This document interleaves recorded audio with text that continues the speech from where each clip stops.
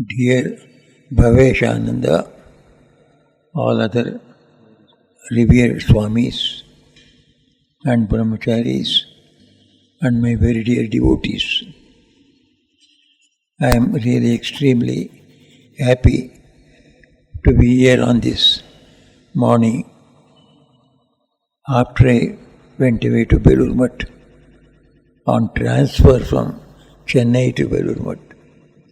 Our Swamis are always transferred. So I have been transferred from Chennai to Belur Mutt. After going to Belur Mutt only, I have gone to 3 states. One is Srinagar, Kashmir. I went there to inaugurate the statue of Sri Ramakrishna in our shrine. And then next that is Orissa, where I went to Holy Mother's place, Kotar, then Cuttack, then Bhubaneswar. This is the 3rd state I am coming out in the last 4 months. I have spent 4 months now in Belur Mutt, so I cannot move out as much as I did earlier because so much of responsibilities in the headquarters itself. That's why I am extremely happy today. We could make this program. Here I had to come because I had already commitment here before I went to Belur Mutt. So I came to Basavangudi Ashram to fulfill that promise of some Diksha there. Then of course, as I have come nearer, there was invitation from Pune. I am going to Pune. There also some Diksha will be there. I will be back in the Mutt. So in this short period, when I am in Basavangudi, then Swami Vivekananda,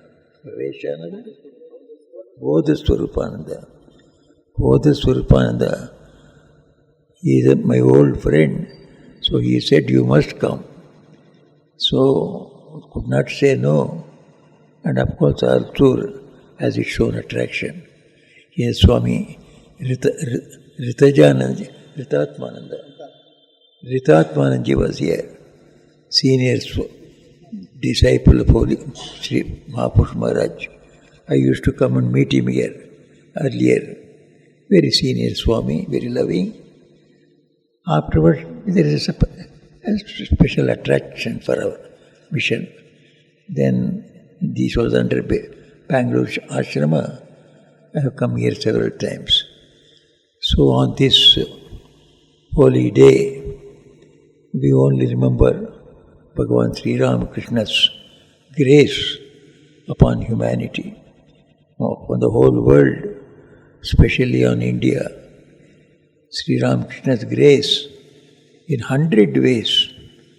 So Sri Ramakrishna's grace flows upon people, both the rich and the pure, poor and the educated and the non-educated, strong and the weak, of our own Sanatana Dharma and those are outside the Sanatana Dharma, irrespective of the stand or status of the person, his karuna, his mercy and grace has flowed over everybody.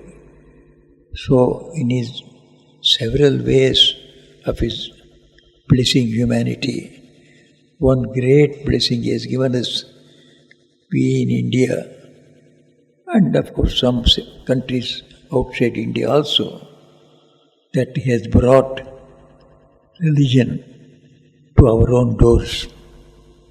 I am reminded of a small incident. With that only I will close, because we don't have much time for a long speech to speak about Sri Ramakrishna and his mercy.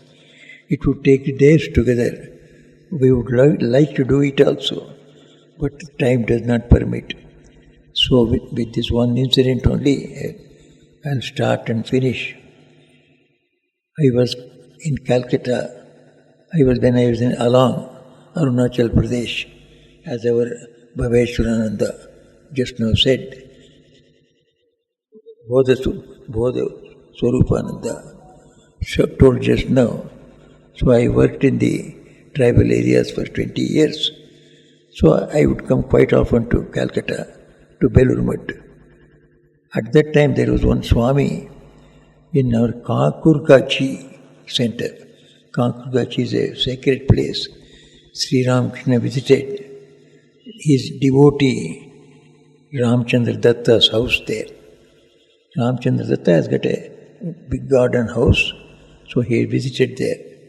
Now after Ramchandra Datta, that mutt has been taken over by our mission. So there, one senior Swami was there.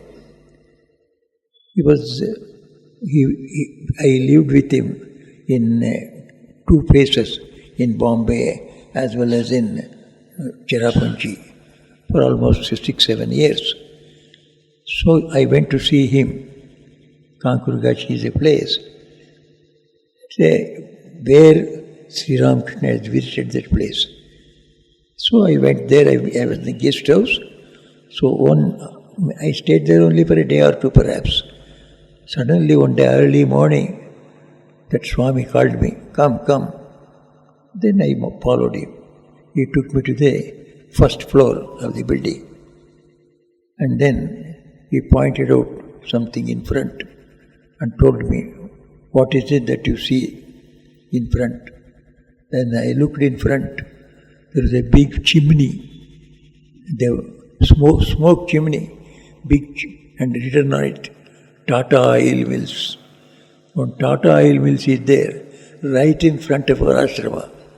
Big mill, hundreds of people work there, thousands of people work there, and big chimney is there. So he asked me, what do you see there? I said, I see chimney of Tata Oil Company. What do you understand? What should I understand? It is Tata Oil Company chimney. I said, no. Where are we now? We are behind this factory. It is a pure factory. It has nothing to do with religion. It has nothing to do with worship. We are sacrificed everything for worshipping God, meditating on God. We are behind this factory. Or is it the place for us? We should have been in Karab, in Kashi, or in Vrindavan, or in Hardwar. And we are here. Why did we come here? He himself said, we did not come. Sri Ramakrishna has brought us here. Why did he bring us here? These factory people cannot go to any temple, any religious place. They cannot hear anything religious. They cannot go to any religious place. Religious place must come to them.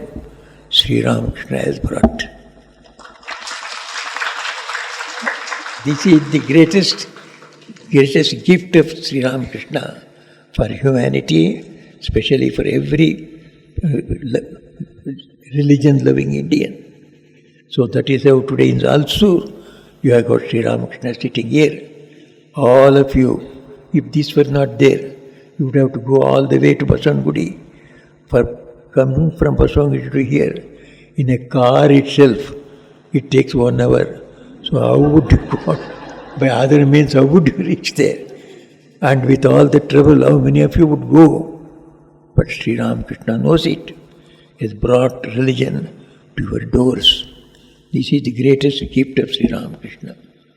Taking the religion to the doors of people so that they may just think about Sri Ramakrishna, God. A little thinking of God makes your life stronger. You will be able to face the trials and tribulations of life. Sri Ramakrishna used to advise all the youngsters, especially those people who had not entered householder's life. He used to say, our young people must learn something about God, learn something about worship, learn something about religion. Unless they have something religious and spiritual training, they will not be able to face the troubles of life and lead a successful householder's life. So householders require religion more than the Swamis and Brahmacharis. So Sri Ramakrishna was very particular. He felt very bad for youngsters, young people, men and women both, that they are being married off. In his time, they were all married off by the force of society. No, not married off. They themselves go and get married earlier. Nobody forces them to marry early. They marry early. Just out of the college they are all married, settled down. And at that time, they used to have issues. Now they have got large debts on their shoulders. Every young man, when I say, why don't you come and give honorary services? Swamiji, my work is that takes my time away from morning 9 o'clock to evening 9. How will I give an honorary service? But then you live for only yourself. Will you not give something to society? What can I do, Swamiji? My service is like that. Now why do you go to such service? Go to such service. Everybody has expected to work at least 6 to 8 hours in a day. If somebody wants to 12 hours a day, why do you want to go? Why do you go to that job? Oh Swami, there is no other job available, so this is available. So you try for others. No, it is not possible to get. Wherever I go, they demand 12 hours service. I said, why have you become a slave? You are all educated. You must be able to find out something. Even a simple life, simple way of life, which gives you enough earning to support your simple life. At the same time, you must leave some time for your spiritual growth also. Because human life is not only physical life, social life. It has got a religious side. We as men and women, we are not only bodies, we are souls also. The soul in a body is called man or woman or any creature. So, kshetrajnayor jnanam ettajnanam matam mama. Sri Krishna says that we should have the knowledge of both the body as well as the soul also. We are not doing anything for the soul. Moderners, this is what they miss. They may have got so many conveniences, other comforts, but they have not this comfort of knowing themselves and becoming stronger to face life. See a person who says, I want to have something religious in my life, but I am forced, I have no time. Then give up that. Try to make an earning by yourself in some way, honestly, and everybody will be able to do it. Where there is a will, there is a way. Earlier to than this age of so much of economic confusion, earlier people lived very honorably. They also earned their own living. They earned bigger families than the present people are doing. And they had a lot of religious practices, a lot of spiritual practices. They were strong spiritually also. They faced bigger troubles. They brought us freedom, fighting for freedom. Most of them were householders. In Bangalore itself, I have seen some big people. So they could have gone and made a big earning and make some money. They left it. Just whatever little they had, somehow they kept it. They supported the family. They dedicated their whole life for the nation. Went to jail, fought, and we got the freedom. So Sri Ramakrishna was very particular that religion must go and reach every house. That is why he has inspired all his followers, whether they are householders or whether monastics, both of us must be able to know something about real religion. And Sri Ramakrishna came to give that real religion. So all of you who are interested in our own dharma, the dharma in the best form, in the simplest form, the most digestible form is given by Sri Ramakrishna. So please read the Gospel of Sri Ramakrishna, and along with it, read the Gospel of Holy Mother. These two books, they are in different languages also, in English also. If you read these two books, you will get what real religion is. Try to follow that one with an earnest prayer to Sri Ramakrishna. Wherever you don't understand or you want some more details, Prabhu, you please teach us. I have read this book, read this one in a short way, brief way. Please explain to me. He will explain to you from inside. He will teach you how to live a practical life. He does not want you to give up your family life, but he wants you to be strong to face the family problems and take your whole family along with you. Now we are not helping our full family also. We are satisfied with our own one or two individuals. That is not at all good. In India, we as a whole nation, we are family based. We are not individual based. I remember very well in the old families when we were young, the invitations to the either wedding or some other celebrations used to come to the head of the family. Though the head is not nobody, is retired, he is an old man sitting. His son is running the family, but the cards will come, invitations will come only to his father. Because if father is invited, then the whole family is invited. So this idea that we as a family, we are one. So you cannot be selfish. At least you should share your things with 5 or 6 or 7 or 8. That was the minimum. Usually there will be more than 10 people in the family. So our generation, when some of us had the opportunity to become monks, we never found any difficulty at all in the monastic order or in the ashramas, because there are only 5 or 6 swamis. In our house we had 10 people. So we are more than swamis in the house itself. So these are all the great traditions of our Sanatana Dharma, which has come to us through Sri Ramakrishna. And Sri Ramakrishna has brought his religion, his life, his teachings to make us all strong as householders, make us all strong as individuals, make us all strong as monks, that we should not only enjoy the spiritual life along with the secular life, we should carry the message of Sri Ramakrishna also elsewhere. If we in India are suffering for want of spirituality, outside world is burning for spirituality. So we must be able to quench that thirst also. So on this holy day, I place before you all this idea of Sri Ramakrishna, Holy Mother, Swamiji. Try to read as much as you can about them and try to be in touch with the nearest ashrama. These ashramas are the oasis of us in this Kali Yuga. Here is one place where you get spirituality pure and simple. We don't mix it up with anything else.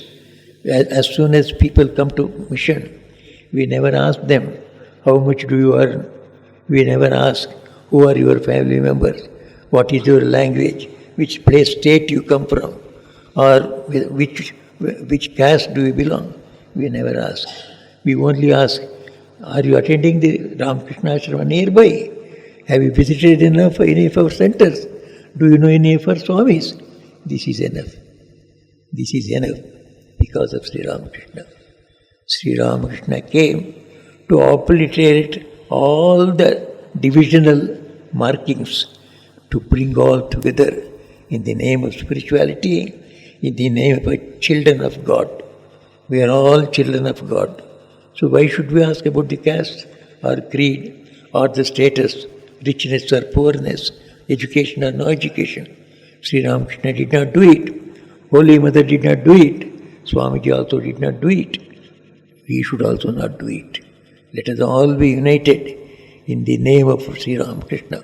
That is the only name that is going to unite you today. No other name.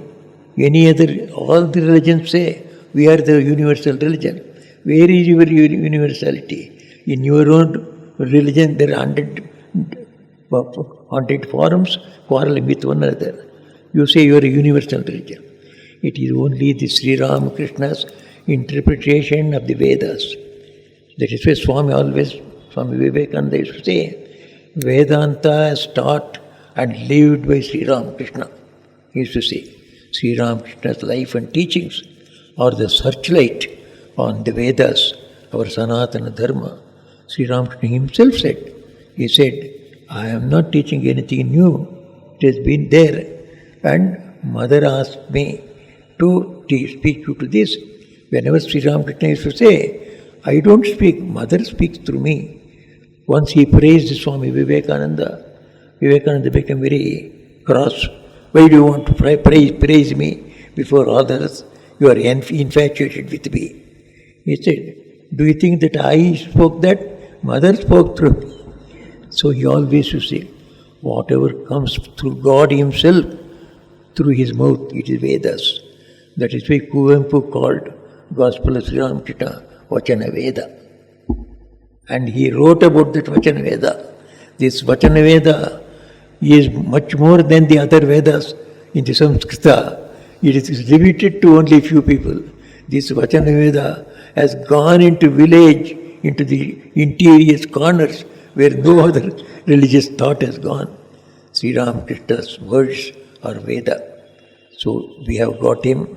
I am really glad that also Ashrama is there to serve all of you. And you are also patronizing it. Otherwise, in such a large numbers you would not have come. So I salute all the devotees of Sri Ramakrishna and Sri Ramakrishna himself.